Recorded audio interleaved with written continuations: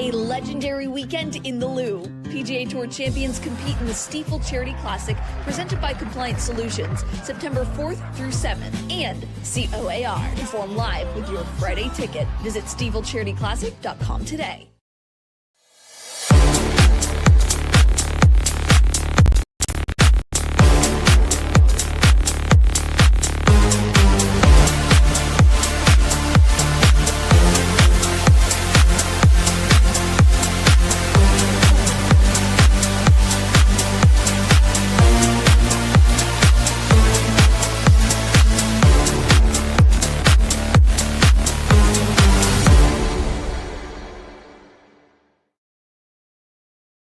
And welcome into a holiday special, or an afternoon special, should I say, of Card Central postgame show. The Birds, just once again falling short. A stinker from Sonny, as the headline says. The A's blasting. They're known for home runs. That exactly is what they did today. It looked like a little bit of a home run derby for a second, and just continued. Only one run for the Birds scored off, not a home run. Final score there, once again, 11-3.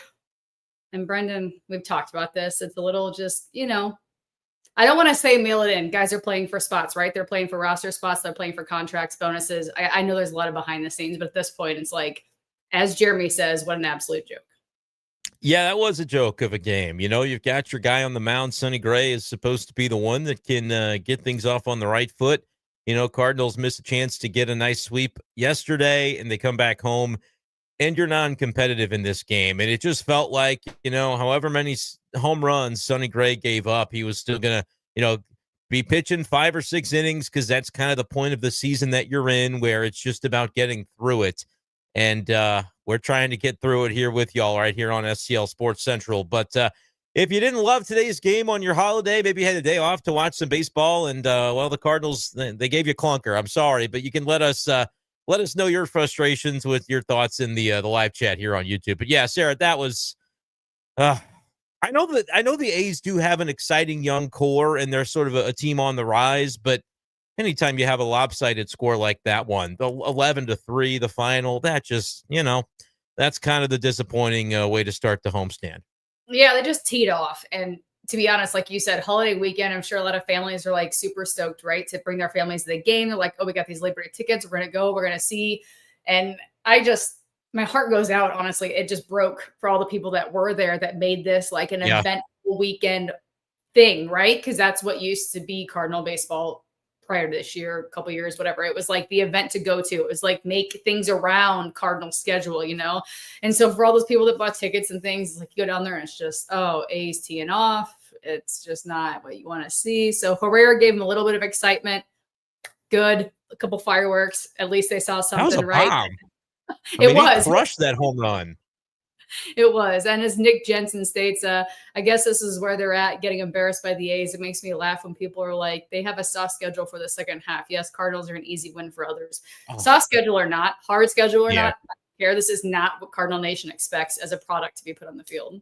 Yeah, it's big league baseball, no matter who you're playing. And you just hate to get embarrassed in a game like that. It's embarrassing on the holiday, 11-3, the final. You mentioned, we can always probably pick out a couple of bright spots, right? I enjoyed watching how far that ball went for Ivan Herrera, who started to tick things back up again. He had gotten that OPS down to like 770, and he was kind of hurting for a little bit there, but we're seeing him trending back up, which is good to see, of course. One of the better hitters in the lineup, you want to believe. So you like that. I like seeing Lars Nootbaar, a few base hits today with a 3-for-4 leading things off.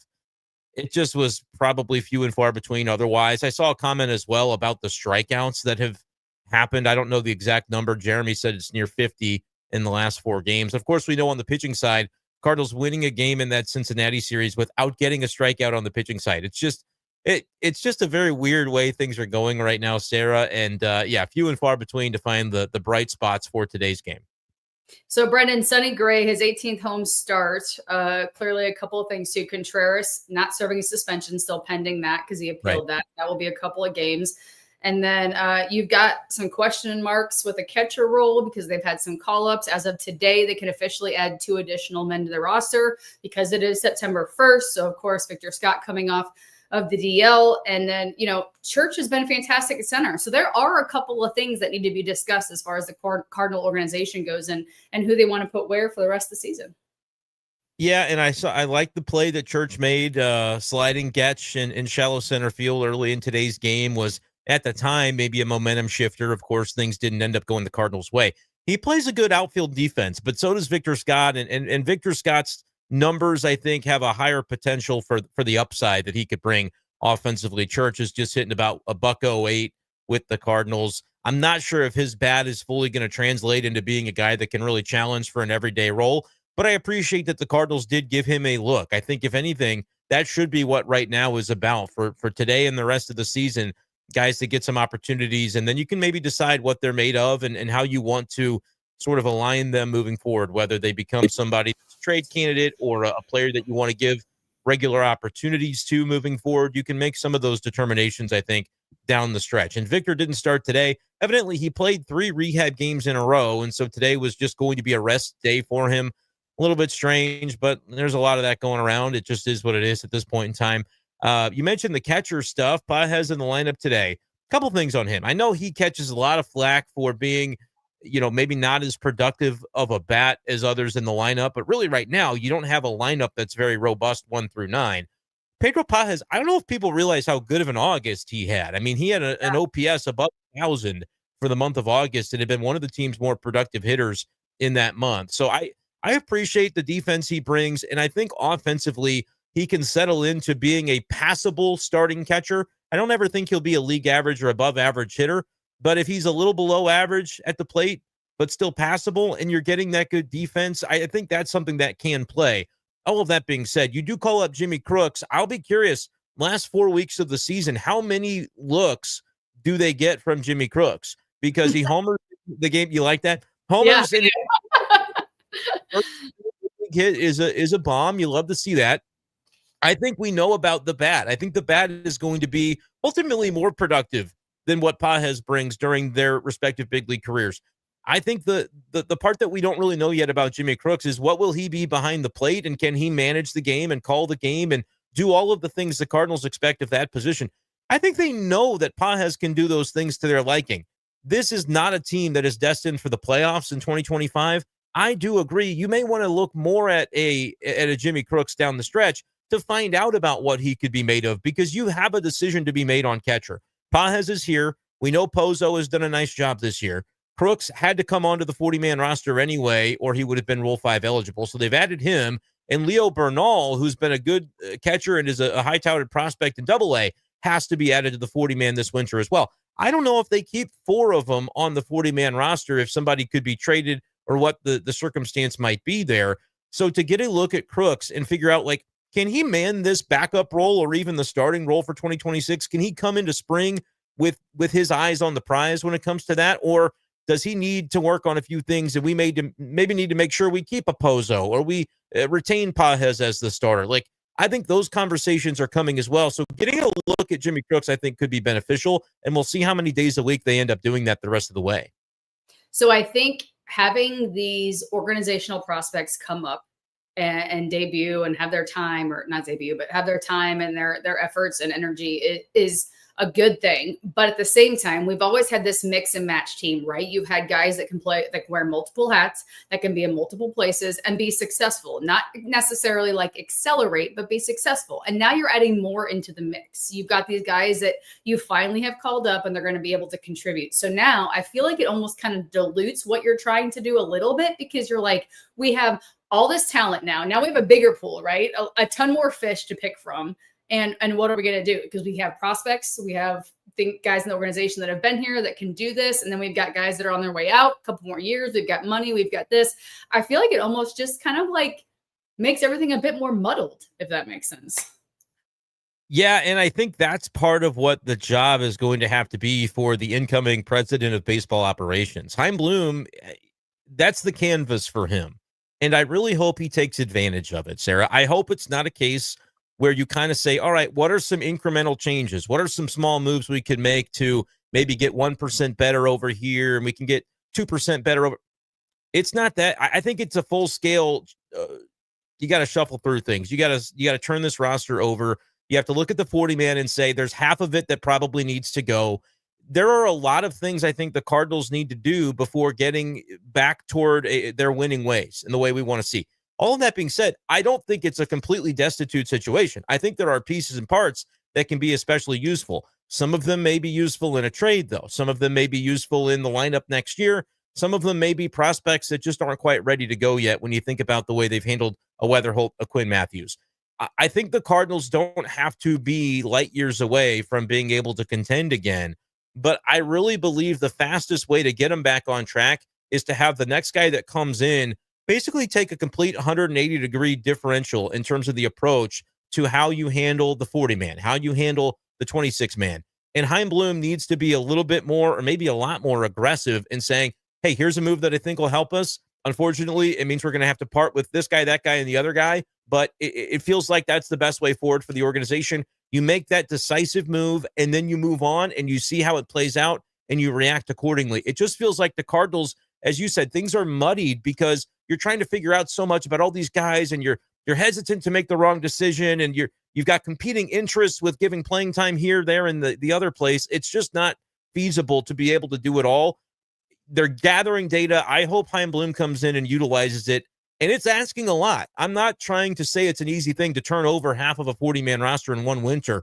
I would argue that it is necessary to refresh the organization. And even if that doesn't immediately result in a winning record in 2026, I do think if you showed tangible change and Chaim Bloom gets in front of a microphone, as he's going to have to do running the team, we haven't heard from him yet, but that's all about to change.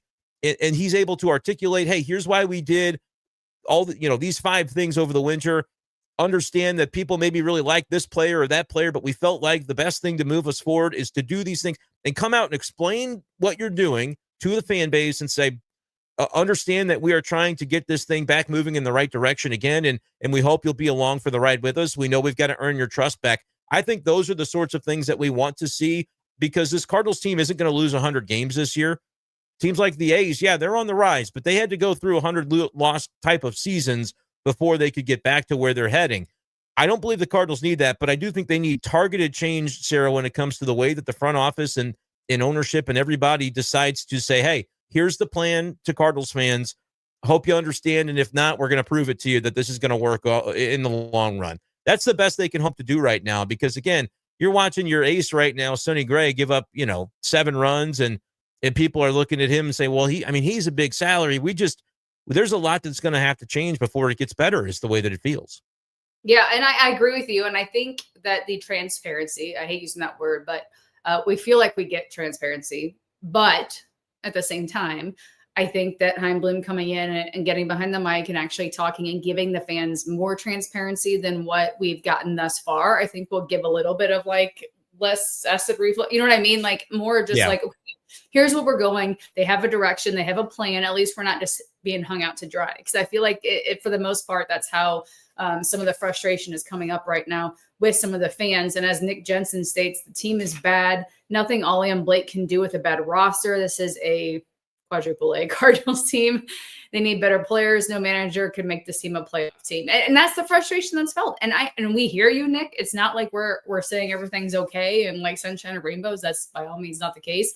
But it's hard. It's a tough pill to swallow, especially when you also see your AA and AAA teams being successful in a lower class, right? So you've got all these talented guys that are doing a lot of amazing things, and we're just struggling, I guess, is the best way to put it, at the major league level. Yeah, no, it's true. And Aaron gets frustrated. I see some of his comments. He says, I wish Ollie would show emotion to hold the players accountable. I want to just touch on this for a moment. I don't think that that's something that we would necessarily see when it happens. I can tell you that Ollie has emotion in him. There's no question about that. But what do you want to do? You want to see that during the game? You want to see him ripping a guy off the field for an error? That just feels like one of those things that I think is empty at the end of the day. If you see something like that, yeah, there's going to come a time and place, though, where a player is going to have to be tough loved, if you will, and there's going to have to be some emotion. There is accountability in that clubhouse. I just don't know how a fan is going to see it within the middle of the game. And frankly, after an 11-3 loss, you could do it. On September the 1st, he could go into that press conference and he could flip over a table, and that would be, that maybe that would fire up Aaron here. it's not really realistic to expect that we all know what this season is at this point. You're smart enough to see what this season is. Ollie doesn't have to flip over a table to tell you what this season is. That's why I am making the argument that if this isn't working, and it's not, what has to change? Well, we know the president of baseball operations is going to change, and it's time for that, 100%. We also know that if that's going to lead to any tangible difference in the performance, the personnel has got to change. You need to change the players, and you can't change 40 of them overnight, but I would make the case you could change 15 or 20 when it comes to that 40-man roster. And I'm not saying you're going to completely redo the lineup, but there could be a couple pieces from the lineup to change. Starting pitching, there's got to be change if it's going to move forward, but short of, going out and signing a bunch of free agents, which doesn't feel like the place the Cardinals are in heading into 2026, it's difficult to do overnight. So that's where I say, man, it's going to take some strategic moves from a decisive Pobo. That's my sort of what I lay out for Chaim Bloom is that's what I want to see. Can he do that? We'll find out. But the idea of hold the players accountable, these are things that all these guys are being evaluated, and the accountability, once you're into September and you're not going to make the playoffs, I would like to think the accountability is going to come from a different roster in a number of areas next season. We'll find out if that happens and what are the consequences, if you will, of a season where they're going to probably lose 83 to 85 games. And Brenden, I could be wrong, but I think people are absolutely crazy if they think that these players don't care. I mean, I really do. Like, there's no way that even though as much of a rut and how bad everything is right now, there is no way that every guy on that field walks off and it's like, meh. Even if they're fighting independently, not as a team, like even if they're fighting for their own contracts and whatever, blah, blah, blah. I find that very hard to believe and seeing, I guess on a personal level, like from when Dad played and stuff, and that was way long time ago, but I don't think the players' mentality changes, right? I think that's the same. And I really do feel like this is probably eating these guys alive. There's no way that they come home and they're just like, oh, another game, and just mail it off. So I have to kind of banter back a little bit with that. And the fact that everyone's trying to put Ollie on the loop for this, there's a lot that goes into it. Yes, Ollie's the manager, but it's not just him. It's not all him. And I don't feel like everyone should just be like, oh, if managerial positions move and change, then everything's going to be fine. No, that's not the case either. So they wanted me to know that Olive is a total clown. Who I think that must be Ollie. I don't look. I've played this game. There were moments of probably 2023, maybe early last season when they were struggling. Although I don't think it really quite ever got to that point. But there were moments where I was like, I don't know what they're going to do. They might fire the manager this week, and I got to be ready to talk about that or write about that. But I have said the whole way through, I do not believe that would be a beneficial move to the Cardinal org. If at some point they get a different manager, hopefully it coincides with getting, more productive players, because that's really going to be what tells the tale, in my opinion.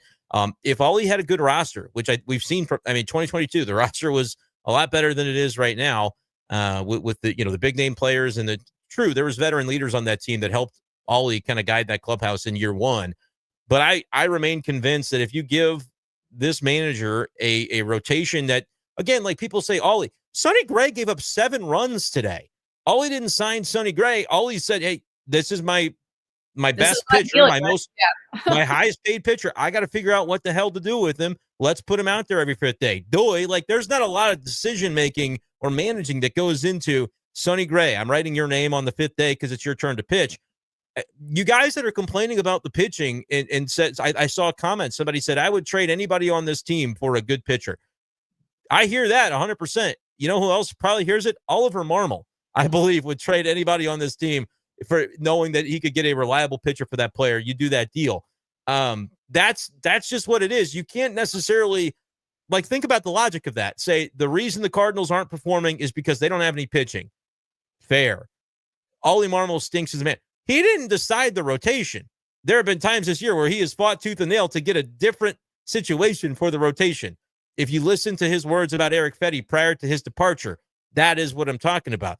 It's just what it is at a certain point, gang. And I get it. You don't like the manager of a team that's not winning. But, again, why do they continue to pitch Palante? I can almost promise you that Oliver Marmol was not beating the table going, we got to keep Palante in this rotation. You guys don't understand. No, but it's not his decision.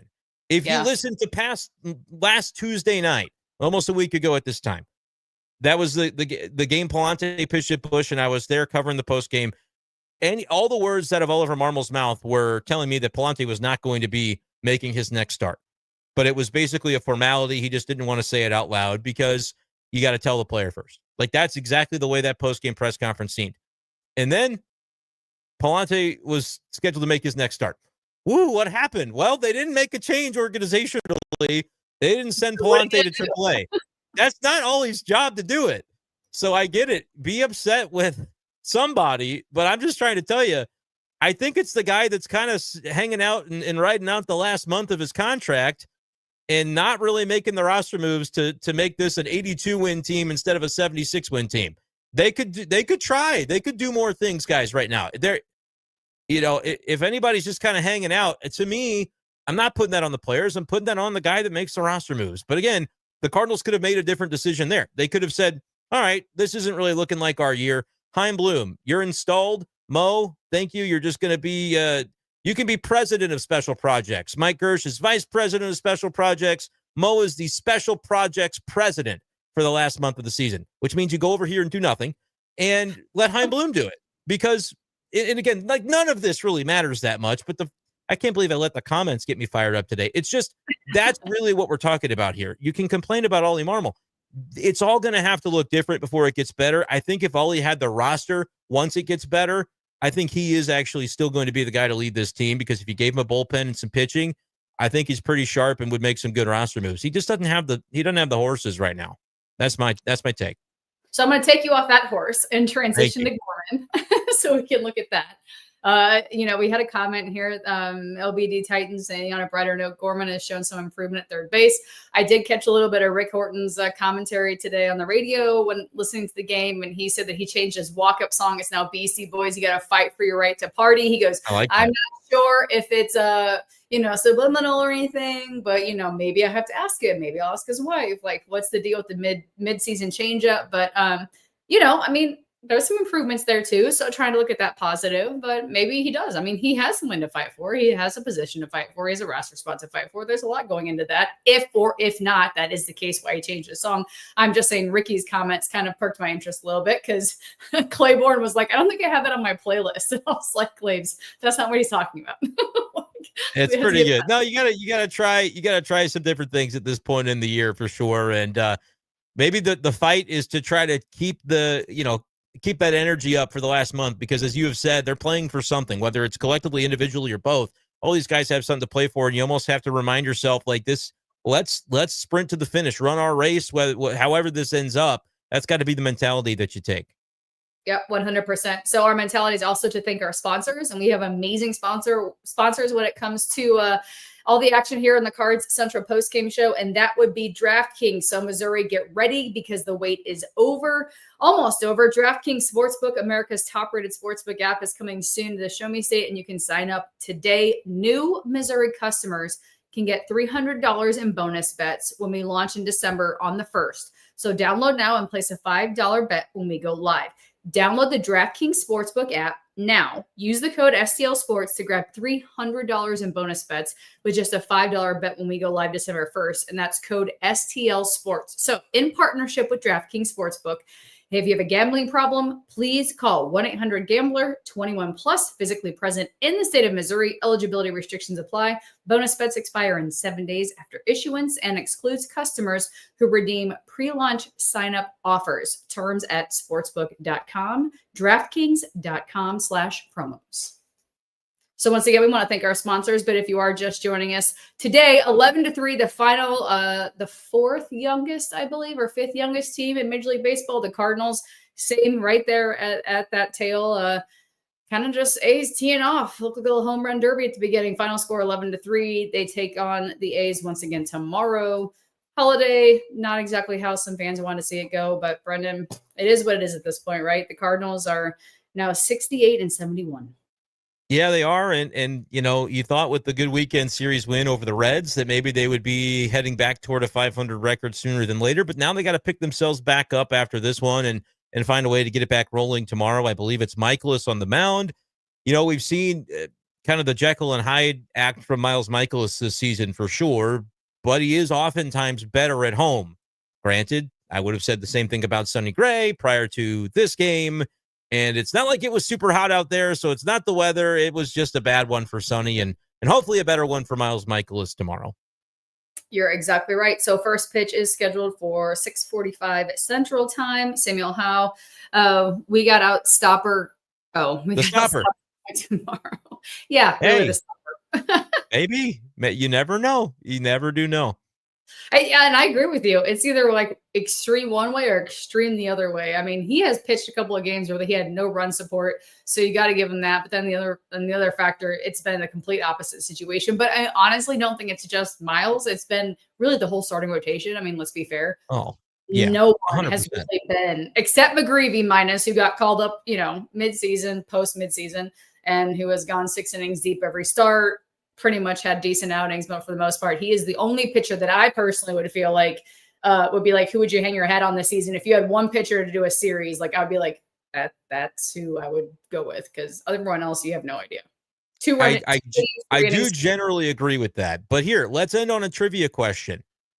Give me a date of 2025, a prior date of this season, the last time that Miles Michaelis pitched at home and gave up more than 3 runs. Any guesses on that? Last time Miles Michaelis at Busch Stadium gave up more than 3 runs in a start. Dodgers. I don't want to answer that. I'll let our people answer that. But I was thinking maybe. Does anybody have an answer? Let's see if anybody can get this without cheating. I'll give the answer here in a second. Because you would think, Samuel goes, I don't know, April? No, that would be pretty impressive. That would be pretty impressive. It did happen recently more so than April, but I think to Samuel's point, it's not even hardly a joke. It's only happened one time as I'm combing through the box score since April. Ace Rob says 3 months ago. That's about right. June the 10th appears to be the answer that I could come up with combing through the box scores, because he has generally been really solid at home at Busch Stadium. So maybe this is another example of that tomorrow. Yeah, it was June the 10th against Toronto was the last time. Yeah, and that was the only time since April that's happened. So probably 3 or fewer runs tomorrow allowed by Miles Michaelis. I'm gonna put that in and say that's what happens. But whether the offense can give the run support is really going to be the differential there. June 16th was a pretty good guess. That's the closest anybody got. June 10th was the answer, though. Chad the Chief, congrats. That was pretty awesome. There you go. Well, once again, yeah. No, yeah. That's what Rob said. So I know. Talk about Colorado, right, Brenden? And the next thing you know, we got Luke Series in Colorado. My bad. End season is saved. We got